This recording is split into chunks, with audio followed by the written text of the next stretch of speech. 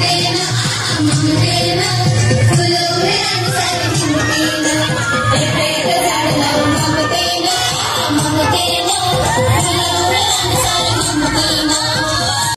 14 जुलैला रविवारी सकाळी 8 वाजेपासून लहान मुलांच्या वृक्षदिंडीपासून या ठिकाणी सुरुवात झाली। आपण रस्ता बघत आहात। या ठिकाणी व्यावसायिक संघटना संपूर्ण हिरिरीने सहभाग नोंदवत आहेत। वृक्षप्रेमी संघटना वेगवेगळी वारीचं त्या ठिकाणी स्वरूप आलेलं आहे, त्यांच्या मार्फत दिंडी तर आहेत, पण अनेक कुंड्या छोट्या छोट्या सावलीत लागणारे झाडं, उन्हात लागणारे झाडं, गॅलरीतले असणारे, बाल्कनीत असणारे बॉन्सॉय, दुर्मिळ वनौषधी सगळ्या प्रकारची झाडं या ठिकाणी डिस्काउंट रेट मध्ये उपलब्ध आहेत।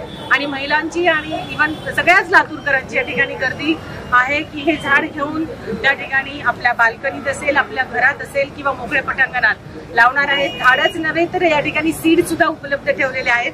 छोटे छोटे दुर्मिळ सीड्स या ठिकाणी आपल्याला बघायला मिळणार आहेत। आंब्याच्या कोळीपासून आहेत, बिब्याची आहेत, जे तुम्ही म्हणाल ते आहेत। अनेक वनौषधी जे तुम्हाला माहित नसतील ते सुद्धा आपण या ठिकाणी बघू शकतात। सकाळी 8 पासून सुरू झालेली संकल्पना संध्याकाळपर्यंत चालणार आहेत। सर्वांनी या ठिकाणी परिश्रम घेतले आहेत। आता मला वाटतं आव्हान आहे लातूरकरांना, इथलं प्रत्येक झाड आपण आपल्या घरी घेऊन जा आणि या झाडाचा वसा संपूर्ण पुढच्या पिढीसाठी द्या। ऑक्सिजन बँक ही लातूरच राहील आणि त्या ठिकाणी पुढच्या वेळेस माझं लातूर हरित लातूर म्हणजे हरित लातूरची संकल्पना थ्रू प्रत्येक घर आणि कॉरिडॉर मार्फत आपण पूर्ण करणार आहोत। मी सगळ्यांना भरभरून या ठिकाणी म्हणजे अभिनंदन करते आणि प्रशासनामार्फत ऋण सुद्धा व्यक्त करते की एक चांगल्या नोबल कामासाठी आपण प्रत्येक जण या ठिकाणी योगदान देत आहात। कुठलाही त्यामध्ये स्वार्थ नसला, फक्त पुढच्या पिढीसाठी वृक्ष संवर्धन, हरित लातूर आणि पर्यावरणपूरक संकल्पना घेऊन आपण सगळेजण या ठिकाणी निस्वार्थ बुद्धीने काम करत असल्यामुळे मी आपला सगळ्यांचा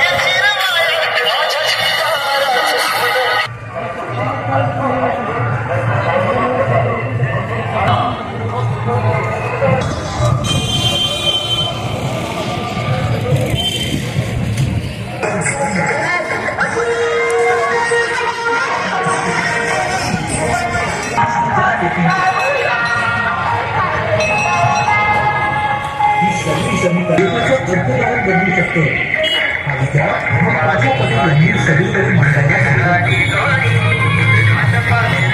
त्यांच्या प्रयत्नातून विकास गुरु नीतीश गडकरी यांच्याशी भेट घेऊन त्यांनी चर्चा करत हे पटवून दिले। राष्ट्रीय स्तरावर मग बांबूचे विविध